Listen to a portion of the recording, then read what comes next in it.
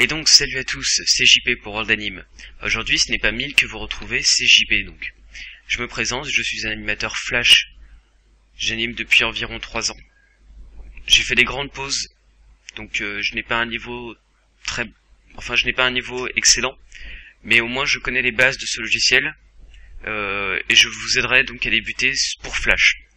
J'utilise la version Flash CS5, parce que c'est la version que j'ai achetée. Je ne compte pas mettre à jour pour l'instant. Si vous avez la version CS6, CS4, CS3 ou encore la version de Macromedia Flash 8, vous pouvez suivre ce tutoriel avec moi, puisque je vais vous expliquer les outils. Dans un premier temps, on va apprendre ce panel ici avec les outils. On va aussi apprendre comment customiser son interface. Et on va apprendre vraiment les bases de l'animation avec Flash. Je vais pas vous apprendre à faire du script, voilà, donc de la S3 ou de la S2. Je vais vous apprendre seulement ce que je connais, ce qui est utile en animation, donc comment faire un bouton play, aller de telle scène à telle scène, en AS2 par contre. Voilà, donc j'attaquerai la S3 dans une vidéo prochaine. Comptez beaucoup de temps, une fois qu'on aura bien appris les bases. Ce n'est pas le plus important, la S3, pour l'animation. Je débute encore pour l'ActionScript. J'ai acheté des livres, donc je vous apprendrai ça une fois que je connaîtrai bien la matière. En ce qui concerne l'animation et les bases de Flash, j'utilise ce logiciel depuis beaucoup de temps, comme je vous l'ai dit. Je vais donc vous apprendre les principaux outils et comment les utiliser. Alors, dans un premier temps, si vous lancez votre version de Flash, peu importe la version, vous n'aurez pas cette interface. Donc, tout simplement, ici, vous avez dans l'onglet Fenêtres, vous avez toutes les fenêtres qui sont disponibles pour Flash. Alors, moi, vous voyez qu'ici, j'ai un rectangle blanc. Alors, tout simplement, je vais le fermer, c'est parce que j'ai ouvert un projet. Voilà, quand vous ouvrez Flash, vous avez ça. Donc là, au moins, on a tous la même chose. Alors, ce que je vous invite à faire dans un premier temps, c'est d'explorer ça. C'est-à-dire que Flash propose plusieurs choses dès le début. Ils offrent une formation complète. Donc, par exemple, vous pouvez voir la présentation de Flash, les symboles, l'animation, les noms d'occurrence. C'est assez compliqué, c'est du texte, c'est long à lire. Si vous avez la motivation de le faire, je vous invite à le faire, ça peut être intéressant. Ensuite, ici, on peut voir comment créer des projets. C'est-à-dire qu'avec Flash, vous pouvez créer des projets d'animation ou de jeu en ActionScript 3.0, 2.0, ou aussi un autre langage qui s'approche beaucoup de l'ActionScript 3.0, qui permet de coder pour Android ou pour iOS.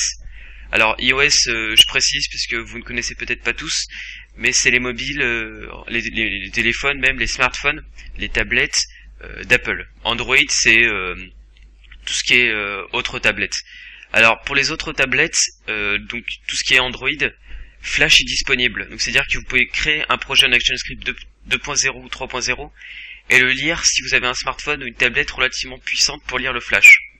Alors il y en a plusieurs, hein, maintenant ça se concrétise beaucoup. Par contre, Apple n'autorise pas le Flash. Donc c'est-à-dire qu'il faudra vraiment passer par un projet Air for iOS. Voilà. Le reste, on va laisser tomber puisque c'est un peu plus compliqué, c'est pas utile pour l'instant. Ensuite, ici vous avez créé à partir d'un modèle. Donc c'est-à-dire qu'ici ça va vous ouvrir une scène prédéfinie pour ce genre de choses. Par exemple, Air for Android, je vais avoir des choses qui seront prédéfinies. Par exemple, je vais avoir des bouts de code que je pourrais facilement mettre pour adapter la taille de l'image ou de la fenêtre en fonction de la résolution ou de l'orientation de mon smartphone ou de ma tablette.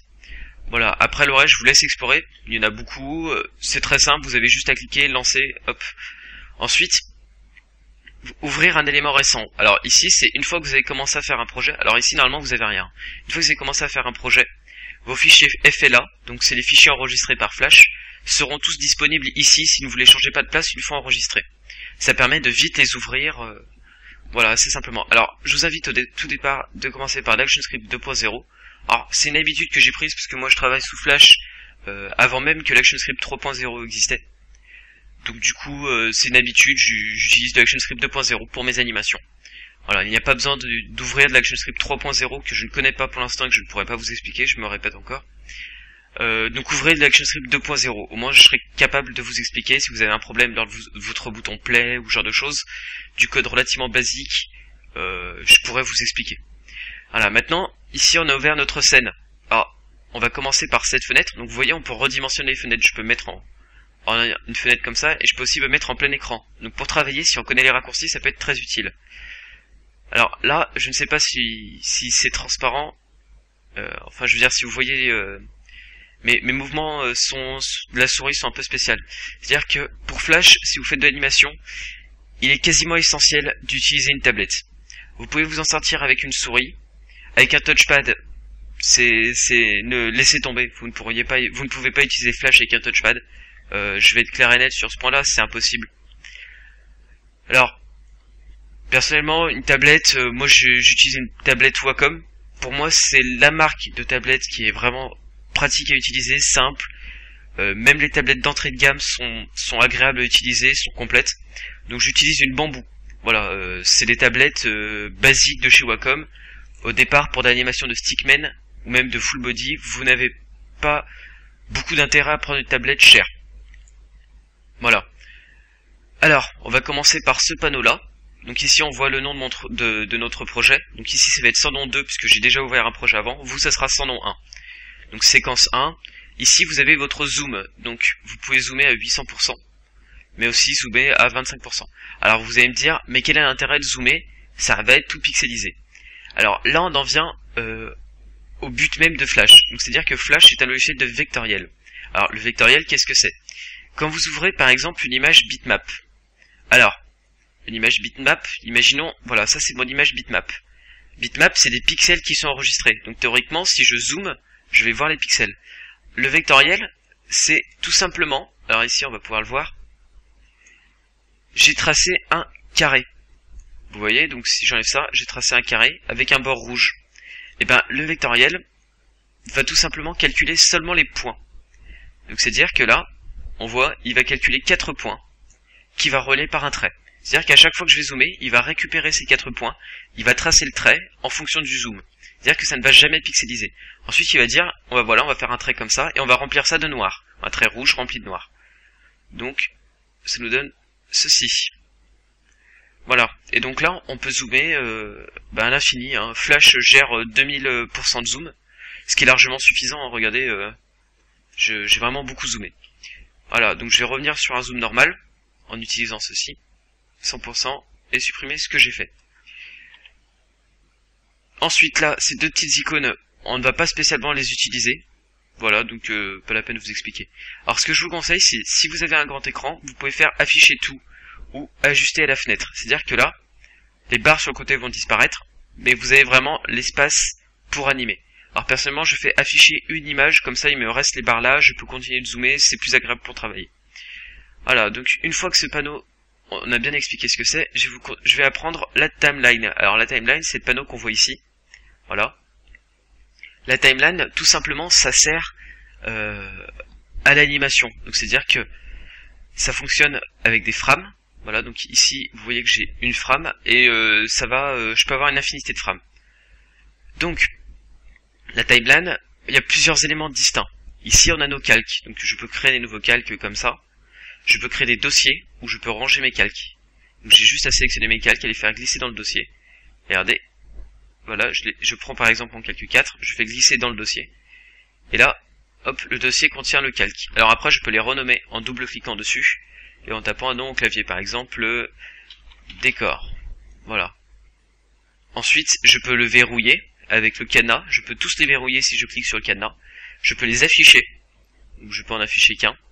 Alors, ici, si on voit un crayon, ça nous dit si le calque est éditable ou non. Donc c'est-à-dire que là, par exemple, je trace un trait, où j'utilise mon pinceau, excusez-moi, j'utilise mon pinceau, donc je remets dans le calque, j'utilise mon pinceau, comme ça. Voilà. Maintenant, si je verrouille le calque, on voit que le symbole du stylo est verrouillé, est barré. C'est-à-dire que là, hop, je ne peux pas dessiner. Il m'affiche il me met si je veux le déverrouiller. Voilà, donc pareil, hop, je peux cacher ou pas ce que contient le casque. Ce que contient le masque, pardon. Donc, la timeline. Ensuite ici vous avez toutes vos options donc qui permettent d'avancer d'une frame ou de reculer d'une frame. Ici vous avez d'autres options, ces deux-là qu'on utilisera très peu. Celles-ci aussi, je vous conseille de ne pas les utiliser. On utilisera les raccourcis clavier que je vous apprendrai plus tard. Alors, je vais finir rapidement puisque j'approche de la fin de la vidéo. La première partie en tout cas. Ici, vous avez l'Onion Skin. Alors l'Onion Skin, j'y reviendrai dans une prochaine vidéo. Il faudra un peu plus de temps pour expliquer. Vous avez plusieurs paramètres d'Onion Skin. Ensuite, ici, ceci on n'utilisera pas. Ici, on n'utilisera pas non plus, c'est pour défiler vite les images. Alors ici c'est très important, c'est la cadence de l'animation, en images par seconde, ou en frames par seconde. Voilà, c'est les FPS, certains qui jouent aux jeux vidéo devraient connaître ça. Donc là on a une cadence de 24, 12, 1, voilà, donc je peux changer, 35. Alors j'anime à 24 images secondes, donc c'est par défaut. Donc, je vous invite à vous mettre en 24 images par seconde si vous n'y êtes pas. Ensuite ici, ça vous indique selon les frames, où est-ce que vous êtes dans la vidéo. Donc par exemple, si j'anime à 24 secondes et que je suis à l'image 50, donc je vais faire hop, ça va représenter 2,3 secondes d'animation, ce qui est très peu. Donc pour faire une animation conséquente, il va falloir beaucoup d'images. Par exemple, si je prends 550 images, ça va faire seulement 22 secondes. Donc à 24 images par seconde, c'est voilà, donc c'est-à-dire que ça va vite passer, il va falloir animer vous allez animer 10 images, ça va faire quelques secondes, et encore, si ce n'est même pas moins d'une seconde. Après, vous pouvez essayer vous-même de changer la cadence d'animation. 24 images par seconde, c'est les séries, les films, ce genre de choses. Certains animateurs animent à 31 images par seconde, d'autres à 12. C'est une habitude à prendre. Pour moi, 24, il me semble que c'est bien pour débuter. Voilà, alors, il me reste un peu de temps, donc je vais parler de l'Onion Skin. Alors, de l'Onion Skin, pardon. Donc pour ça, je vais ouvrir un nouveau projet et tracer un trait. Voilà. Donc là, par exemple, j'ai mon trait donc, que je peux peaufiner en redessinant par-dessus. Alors pour l'instant, hein, les outils, vous ne maîtrisez pas encore ça. Donc on va se concentrer sur la timeline. Maintenant, je vais utiliser les raccourcis. Voilà. Donc F5 pour rajouter une image fixe. Donc c'est-à-dire que c'est la même image. Sur les deux, on le voit, ça ne bouge pas. Maintenant, si je rajoute F6, c'est-à-dire que je vais avoir une image que je peux modifier. Donc par exemple, je vais déplacer ça, on voit que, attention, ça l'a déplacé. Voilà. Ensuite, je peux faire F7. Voilà, donc là, vous pouvez voir que j'ai rajouté une image, histoire que le mouvement soit plus lent. Enfin, on verra ça après. F7, ça va effacer mon image, et je vais pouvoir redessiner. Le problème, c'est que je ne sais pas où se trouve mon ancien dessin. Pour ça, je vais activer l'Onion Skin, qui est ici. Et là, je vais pouvoir voir mon dessin qui se déplace. Et donc, je vais pouvoir redessiner par-dessus. Voilà, donc je redessine rapidement. Et là, on voit que ça se déplace de manière... Enfin, c'est complètement incohérent, mais au moins je peux voir où est-ce que je déplaçais. Alors après, vous avez différents types d'Onion Skin. Excusez-moi, j'en perds mes mots. Onion Skin, voilà. Donc peau d'oignon, hein, pour une traduction qui ne sert pas à grand chose, mais voilà. Alors, ici on peut bien le voir. On va voir les différents types. Alors, on a le type basique, donc c'est celui que j'utilise, moi en tout cas. C'est-à-dire que il y aura des niveaux de transparence. Donc ça, je peux pas les sélectionner, hein, c'est vraiment à part. C'est-à-dire que c'est le même objet, mais qui est sur des niveaux de gris différents. Ensuite, vous avez seulement les contours. Voilà, donc ici on peut voir les contours en vert, parce que là c'est en vert. Voilà, donc après je peux changer la couleur ici, j'en vois pas l'intérêt. Voilà, donc en double clic, hop, je peux changer la couleur, mettre du bleu. On voit que maintenant c'est du bleu. Hop, je vais recocher ça. Et ensuite, vous avez ce type-là. Donc, ce type-là, je vous le déconseille d'utiliser. Hein. Ça dépend les cas. Ça affiche vraiment du noir. Et c'est vraiment un objet. Hein. Donc là, c'est-à-dire que vous pouvez vraiment le déplacer. Ce n'est pas très utile. Hein. Voilà, donc entre nous. Donc là, ici, je peux vite défiler entre la frame 1 et ma dernière. Donc voilà, c'est pour vite revenir à la première et à la dernière. Écoutez, on va s'arrêter là. Pour notre première partie, donc la timeline, j'y reviendrai un peu après. Eh bien, au revoir, écoutez, c'était la première partie.